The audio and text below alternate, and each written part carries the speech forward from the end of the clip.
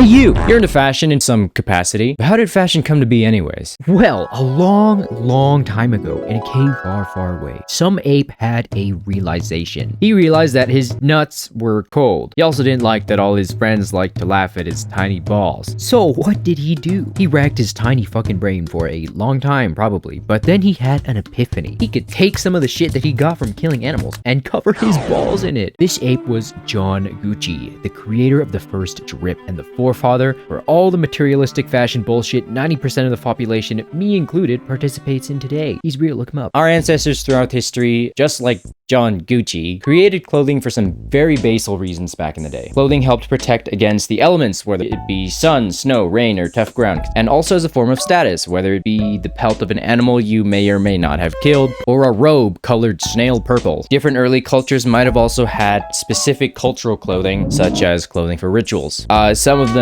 more stupid than others. As society evolved, so did our perception of clothing. It was no longer just a way for us to cover our cold, small nuts, or tits, we don't discriminate on this channel. Clothing became a medium for people to express themselves as well, and history saw countless examples of drip that stretched very far past practicality. In short, we created fashion, a way to customize our outerwear that stretched beyond cold nuts or tits. Fast forward to today, and the reasons we wear clothing are not all that far away from those original reasons. Now, if you saw the title of the video, which you did, unless you're one of those freaks who leaves YouTube on autoplay, you will know that I'm not just here to give you a half-assed history lesson and convince you to buy a belt in about 30 seconds. I'm here to present a viewpoint on fashion that will inevitably make certain fashion chuds want to throw rocks at my head, which is that even in our materialistic modern age, I believe brands generally do not fucking matter in the slightest, and that fashion evolving to become a brand-centric, materialistic circle jerk is a stupid evolution to follow. So get your thinking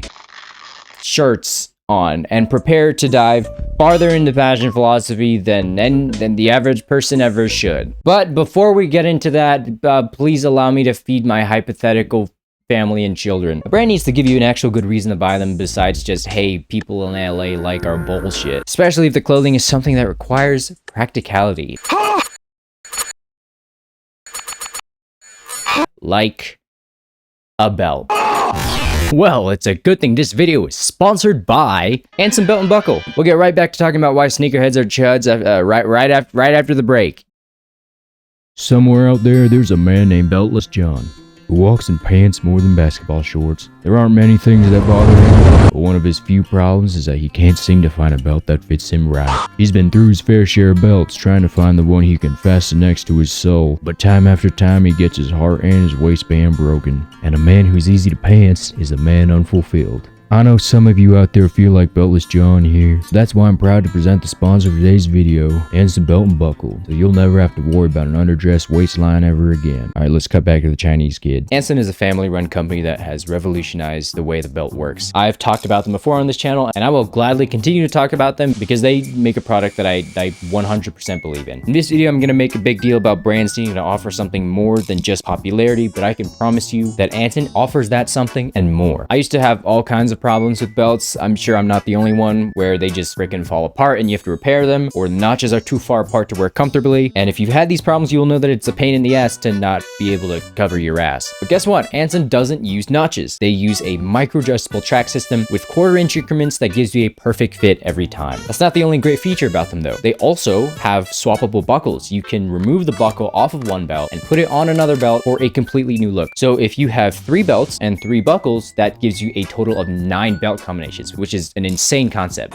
But besides the obvious expanded stylistic choice with Anson's belts, it also makes it really convenient when you're going through things like airport security. I was just on a trip to Europe, and sometimes we have to fly in between countries, and being able to just take off the buckle and just put it back on after going through security made it really convenient. They have a lot of options for any kind of lifestyle, whether you work with your hands, or if you're an office powerhouse, or if you're unemployed like me, so you'll never run out of customizability. I like the belts that I got so much that I had to get myself another one, and it's become become a part of my daily rotation along with the other belts. And because Ensign Belt and Buckle is sponsoring today's video, when you click that link in the description or scan this QR code to build a box set, you'll get 2 bonus pieces, a buckle and a strap, completely free. You'll get 3 buckles and 3 straps, which again can be mix and match into 9 unique belt combinations, all in one box. This is a deal that you definitely don't want to miss out on, so click that link in the description, build your set, and upgrade your belt game today. Thanks to Anson Belt and Buckle, Beltless John no longer feels the pain of a lonely waist. He feels the pride that a man can get when they can both keep their pants on and look sharp as a nail doing it. Give yourself the gift that hundreds of others like Beltless John have who no longer feel the threat of falling pants. Give yourself the gift of Anson Belt. Now back to fashion philosophy.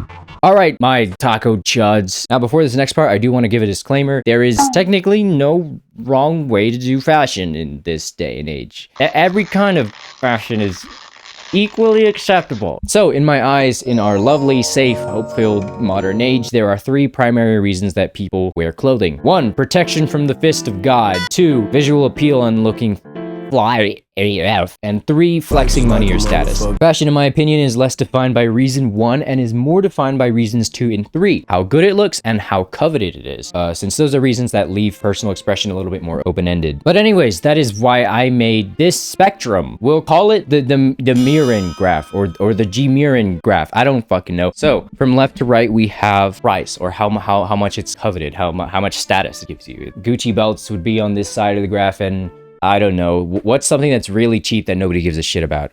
Bracelets from Temu would be on this side of the graph. They're not cheap, they're affordable. And so the way they use this graph is you take any item and you just put it on this spectrum, however much its cost or coveted, and then you add a vertical amount based on how good the item looks. So obviously, after making a graph like this, we end up with 4 major groups of items. We get the expensive and good-looking items, we get the cheap and good-looking items, and then we have the expensive shit-looking items and the cheap shit items. Taking someone's clothing and looking at their point distribution on this graph could give a fairly good representation of their philosophy when it comes to fashion and what they value. For example, someone whose graph looks like this probably values nicer items while still looking good. This homeless guy might have a distribution that looks like this. Here's my point distribution currently, in my opinion, and here's what my point distribution looked like in high school. Now, obviously, the vertical factor, which is how good something looks, is completely subjective. So let's narrow it down and say that the vertical is how effective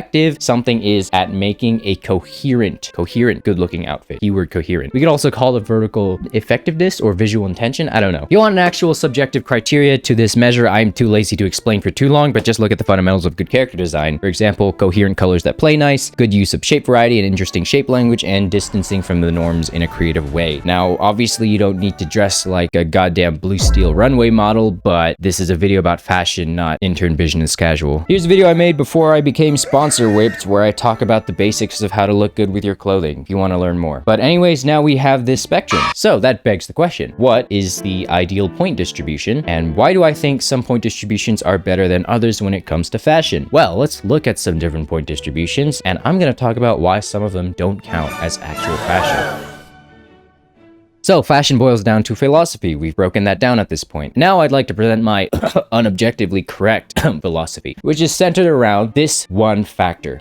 The intention. I personally make an effort with my clothing because of these reasons. Number 1, I like to look good. Number 2, I want to avoid looking like a slob. And number 3, I value practicality. But obviously, not everybody shares this viewpoint when it comes to selecting their clothing. I go so far as to say that I have sometimes seen people who do fashion just by wearing a brand and not even thinking about how it looks. I met a guy once and we realized we both like fashion, but the first question he asked me was what brands were my favorite. I didn't have an answer. I wasn't into fashion to follow brands. I asked him what his favorite style was, and he didn't have an answer for me either. But at least he knew he liked Carhartt. I've known people whose dicks got hard over a $400 t-shirt simply because it was $400, while I never saw them wear anything besides jeans and a t-shirt. I've lived with people who were so obsessed with collecting sneakers that they begged me to participate in a sneaker drop for them so that they could get an extra chance of obtaining a pair of sneakers that they would wear twice a year. Now, are these philosophies a crime? Is brand fan camming a cardinal sin that suggests that fashion Jesus should come down to the earth and get crucified for all the people who only wear jeans and a t-shirt but get wet when Supreme releases a new hat that costs a band an arm and their firstborn?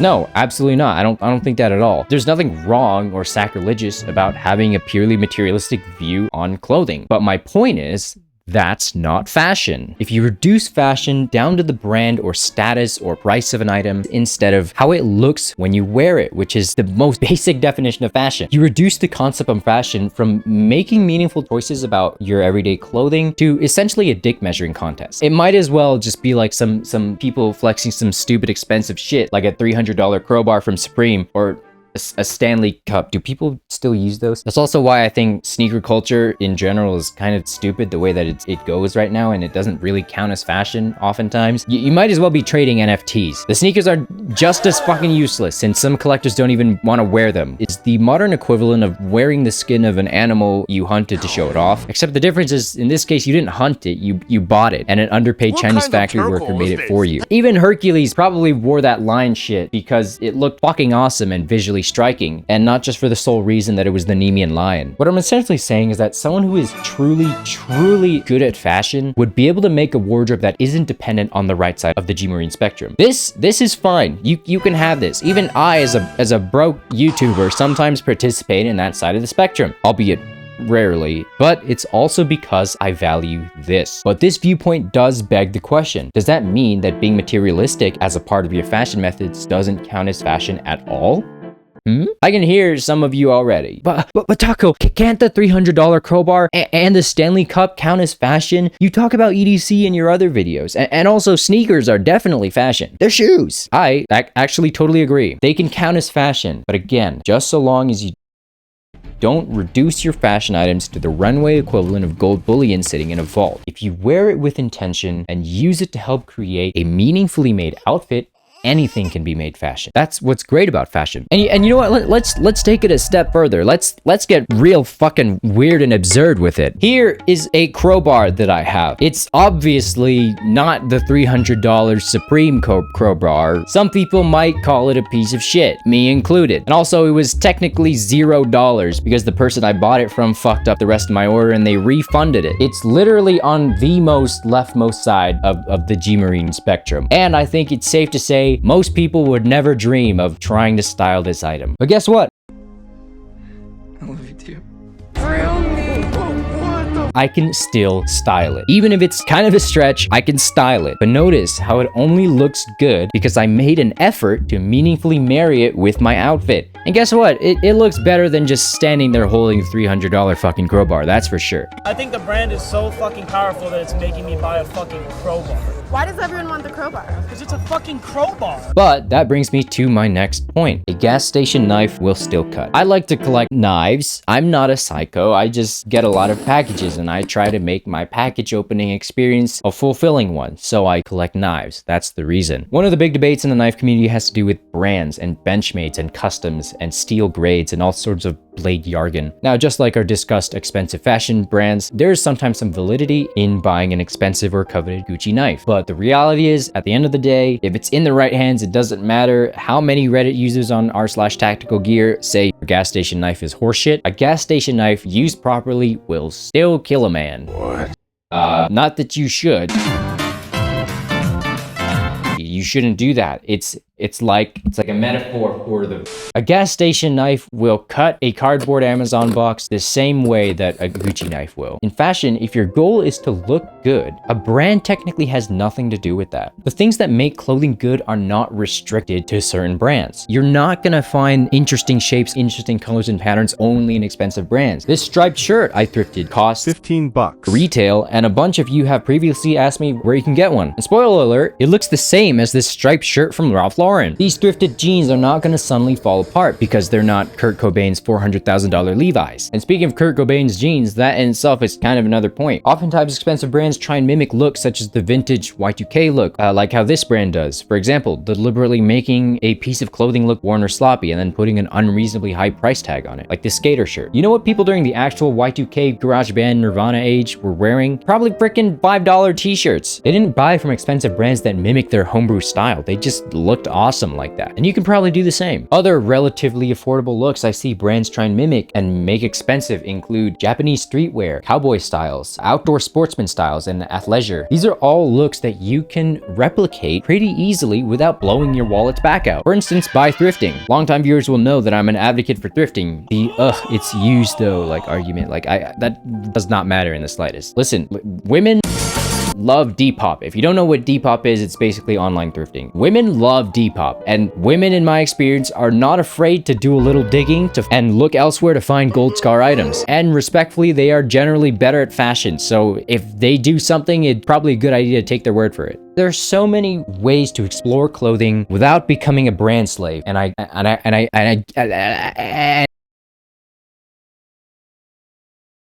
now you know why I get so goddamn sad when I meet someone who only wears clothing for a feeling of prestige. So, earlier we talked about what the ideal distribution on the G-Marine spectrum is. So after all of this, what is the ideal point distribution? Well, again, the correct answer is that there is no correct distribution. But also I lied. I think there is a wrong way to do fashion, and it's when you remove fashion from the equation and make wearing clothes just a big dick measuring contest. If you want a distribution that is representative of fashion and meaningfully crafting your wardrobe, I would say that this is the only distribution that I would consider wrong. Or at least the distribution that is the farthest away from fashion as an idea and closer to finance bro investing. No, it's not because I'm small YouTuber poor, and it's not just because I'm virtue signaling because I'm anti-capitalism. I participate a lot. Did you see my Temu video? I know you guys loved it. Thanks for coming to my Chud Talk. I'll be here all year. A reminder to click the link in the description if you want to get some absolutely fire belts that aren't something that people fall in love with just because they're popular. And hey, we're making videos soon that are not about fashion. Taco Ball's 100 years of Taco Balls.